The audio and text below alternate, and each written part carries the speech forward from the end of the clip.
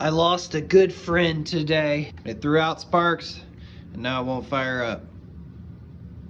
No problem, I have a backup. What? Shut the front door! Yeah, baby!